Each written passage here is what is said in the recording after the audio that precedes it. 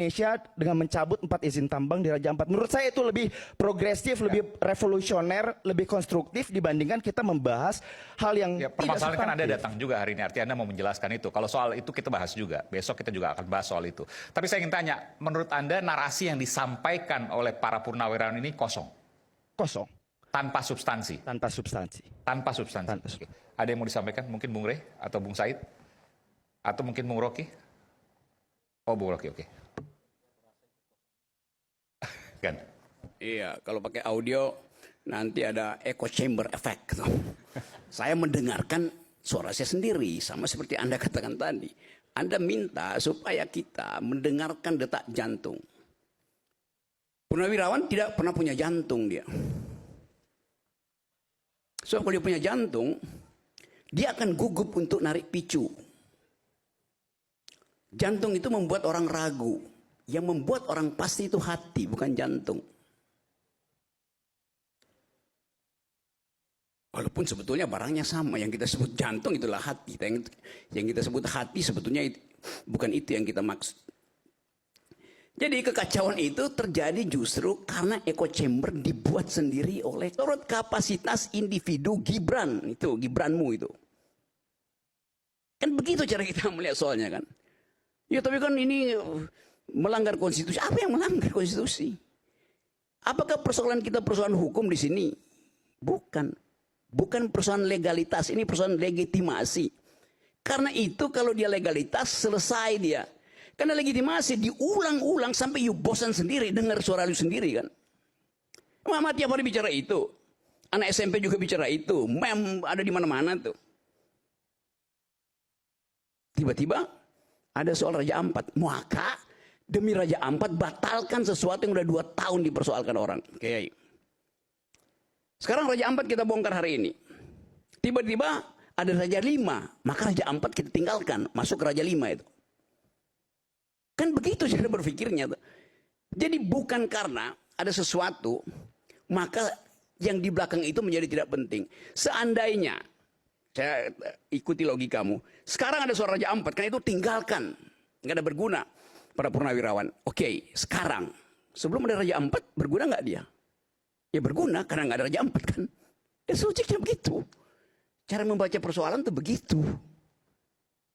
Bukan karena Anda dapat permen hari ini lebih manis, maka permen yang kemarin nggak ada gunanya. Memang nggak ada gunanya hari ini kalau dia lebih manis, tetapi kemarin dia berguna itu. Karena belum ada pembanding. Sekarang kita lihat pembandingnya apa? Berguna nggak perbandingan itu? Kan di kepalamu tadi begitu banyak hal yang Anda anggap nggak penting itu. Karena yang paling penting adalah titipkan bangsa ini pada anak muda itu. Anak muda itu berkumpul di PSI, tempatnya adik. Isinya orang tua. Dan yang akan jadi ketua orang tua. Coba bersihkan tuh cara berpikirnya.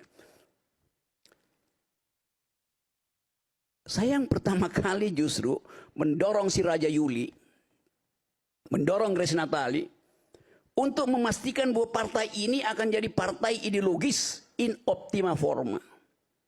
Sebelum dia jadi PSI, saya ngajar di situ. Tanya Made. Anda lihat jurnal PSI pertama yang nulis saya. Judulnya Arah Generasi. Baca nggak? Baca nggak? Anda baca? Anda baca tulisan saya di situ? Saya mendengar. Ya? Saya mendengar, tapi saya tidak. Oke, ada yang membaca dengan kuping rupanya. Karena itu baca tuh. Saya tuliskan di situ argumen mengapa PSI harus jadi arah generasi.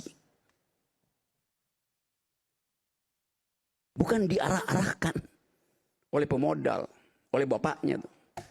Itu maksudnya memihak pada sesuatu, berpihak pada jalan pikirannya. Saya nggak pernah berpihak pada siapa-siapa, saya berpihak pada jalan pikiran di dalam urusan publik. Soal Gibran saya lebih tahu dari you. Gibran datang ke rumah saya, ngeluh, ngadu. Kalau saya buka lagi di sini, yang saya pernah buka di situ cuma 7%. Serius, masih ada 93%. Nama-nama itu. 10% lagi boleh lah. Kenapa?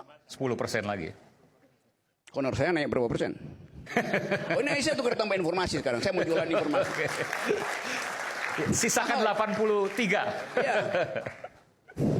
Informasi mahal sekarang. Jadi kita mau lihat keadaan bangsa ini. Di dalam kegugupan kita untuk membaca masa depan. Anda, Gibranku, Anda baca nggak proposal Indonesia 3 hari lalu di sidang ILO di Geneva?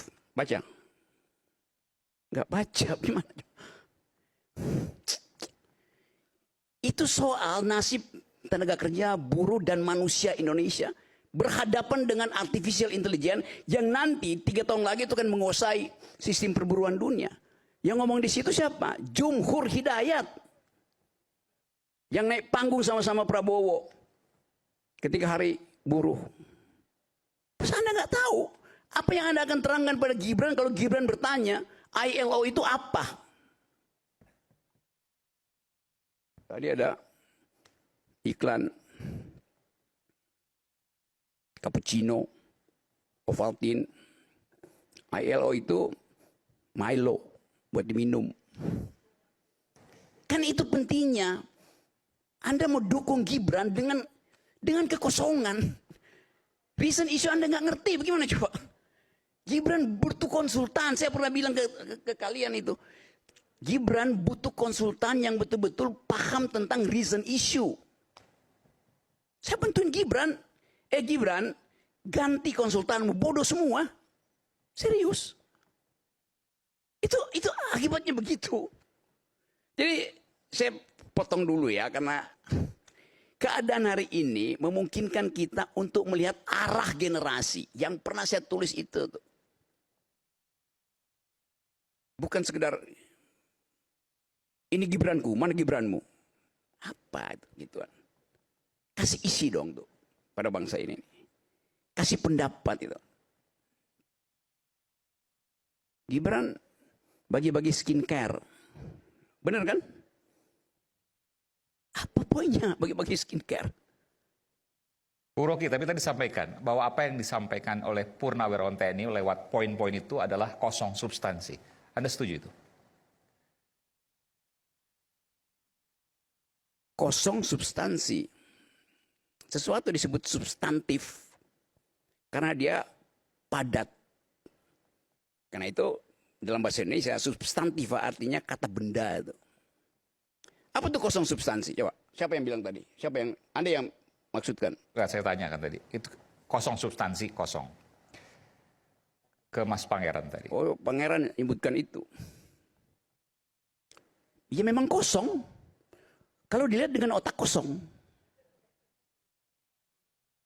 Kan itu semua persepsi kan? Bahwa semua sudah selesai, legitimasinya ada, apalagi itu kan kemudian yang dipikirkan oleh banyak orang. Apa legitimasi? Yang dipersoalan justru legitimasi, legalitas selesai. Tetapi politik itu bukan urusan legalitas. Pak Harto legalitas, Habibie legalitas, Gus Dur legalitas, semuanya legalitas. Itu jatuh juga karena legitimasi. Legitimasi beda dengan legality. Legalitas itu black letter of law, itu legalitas. Dalam hukum tata negara baca aja itu. Selesai problem, nggak ada problem. Tapi hukum tata negara itu bicara tentang negara di dalam keadaan diam. Artinya semua fungsi bekerja. Maka dia diam. Kalau ada yang nggak bekerja, baru ribut. Jadi dalam keadaan normal kita pakai hukum tata negara, isinya legalitas. Di dalam keadaan ada dinamika politik, singkirkan hukum tata negara, nggak ada gunanya. Karena dia tidak berfungsi di dalam keadaan dinamis. Yang berfungsi adalah problem legitimasi, bukan legalitas itu. Ada nggak anak-anak hukum di sini? Atau anak sosiologi? Ada mungkin. Atau anak filsafat, karya mahasiswa? Pernah diajarin nggak beda antara legalitas dan legitimasi itu? Yang pertama kali bikin perbedaan itu namanya Jürgen Habermas. Yang nggak pernah diikuti di Fakultas Hukum. Karena Fakultas Hukum tidak mengenal, kurikulum Fakultas Hukum Indonesia tidak mengenal asas atau prinsip legitimasi, yang ada prinsip legalitas. Karena mereka cuma belajar Hans Kelsen, positivisme logis, semua legalitas itu. Norma hanya disebut norma bila koheren dengan norma di atasnya itu legal. Bahwa politik kemudian menjadi alasan kenapa hukum berubah itu nggak dipelajari. Jadi kemaksiatan kita hari ini karena kekosongan pikiran itu. Jadi maksiat.